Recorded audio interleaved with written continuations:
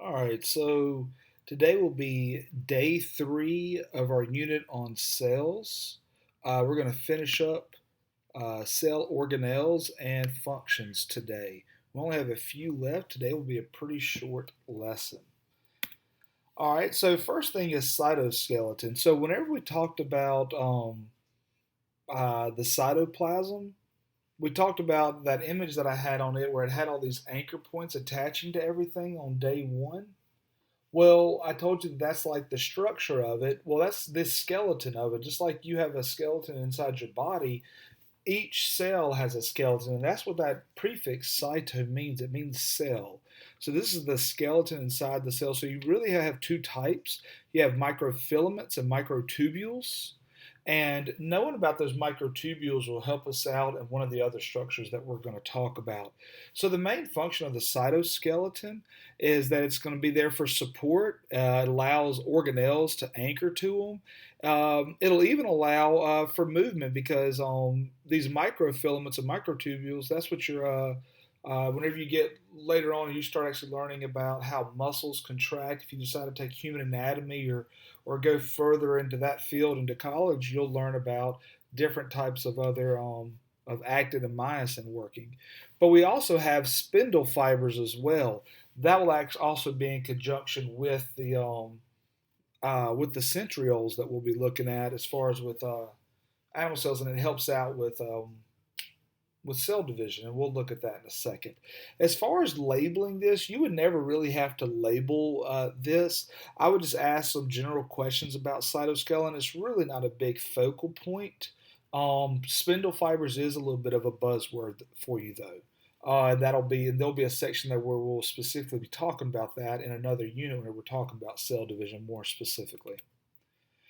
This is that image that I was talking about. And if you notice here, this is where you have all these microtubules and microfilaments, and they're all attaching to all the different organelles, and they're kind of holding them in place. So it's not like your organelles are just freely floating like a floaty in a swimming pool or something. They're actually held in place where they need to be at. Okay? All right, so the next one is centrioles. So remember, whenever we're talking about the animal cell, we're talking about how centrioles are found only in animal cells. That's a defining characteristic for them. Um, Centrioles, that's these up here and down here. We call that they're on the opposite side of the poles of the cell. Now, this cell is actually undergoing cell division right now, and we'll learn about that in a few units. This would specifically be metaphase. Now, an easy way to identify centrioles is they kind of look like a bundle of tubes, or you could think of a bundle of like coffee straws. And that's what they are. These are those microtubules. So they're actually made out of that same material that your cytoskeleton is. Now these lines coming off of it that come off of it and they connect to the chromosomes, that's those spindle fibers. That's those spindle fibers there, are these lines coming off of it and connecting to it. And we really will get into this a lot more detail when we talk about cell division. All right, one of the last things we need to talk about is how do cells move around? And cells do move around. Um, so what we have is we have three different types of motility, movement. I might also use the word locomotion, anything that basically is a synonym or synonymous with movement. So right here, again, we have a paramecium. These are type of cells you see here. These are all eukaryotes. And the reason why we know that is they all have a nucleus in them. So this paramecium right here, it has one that's called a cilia. All they are is short hairs that go all the way around it. And to help remember it, I always refer to them as silly fingers, and they just move everywhere. This one in the middle, this is that amoeba. These are called pseudopods. The prefix pseudo means false. So these pods aren't fixed positions. So it's not, you don't think of it like an octopus and the fact that it has its tentacles out there, it can move around using it. This actually uses water jets, and as these little water pumps, they pump out in different areas of it, and that's actually what's causing movement. So these shapes are actually very fluid as far as this amoeba goes. And then lastly, over here, we have the flagellum, or you might be more familiar with the term flagella. Same deal, it's just a long whip-like tail, okay? And so all of these deal with movement. So right here is one that just talks about just the flagella. So bacteria have them. Other cells have them too. These right here, this is actually an image of a sperm cell. And this sperm cell, the tails that come off of it, the flagella, a good way to think about it is like a tadpole. You know, it kind of looks like that. You actually have the cell itself, and then you have the tail coming off of it, and that's what it uses to move around.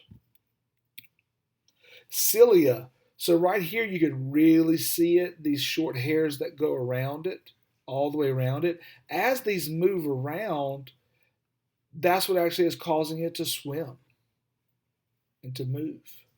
And so as they sit there, and that's what they do. They're just called cilia. And then this last one is pseudopodia, very common in protista, especially whenever we're talking about an amoeba. This is showing how that water is being pumped and moved around. And as that water gets moved around, it causes these little projections to come out in different places, and that's what causes movement for them. So that's it for day 3. So like I said, day 3 was going to be pretty short. All right.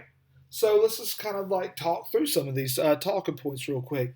So I'm asking you a question. This structure adds support throughout the cell on the inside.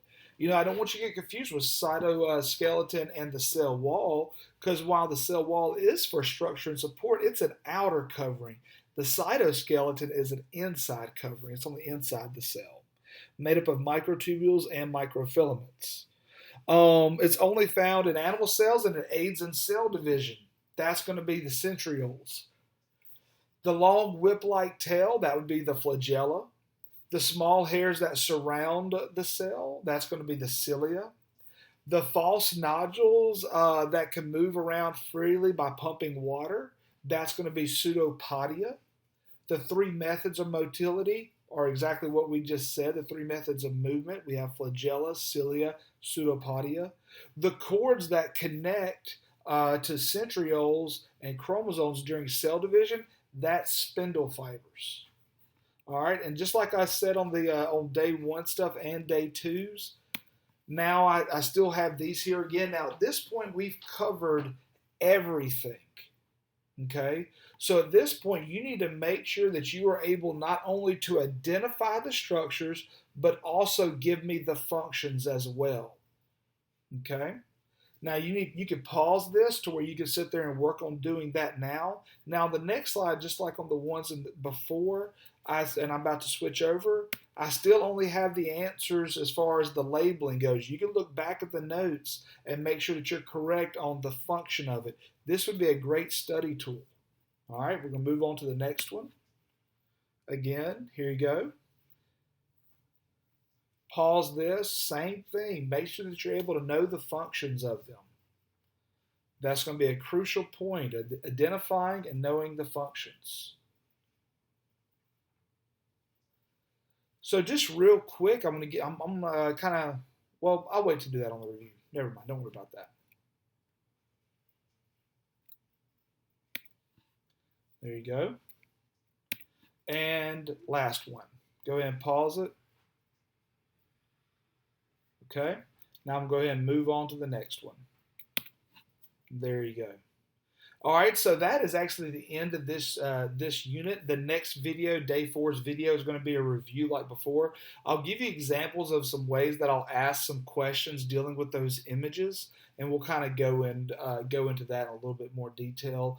But otherwise, we'll just kind of review through the review questions, and again, you'll see these same slides dealing with labeling and knowing the functions. That's what it's going to be all about, okay? All right.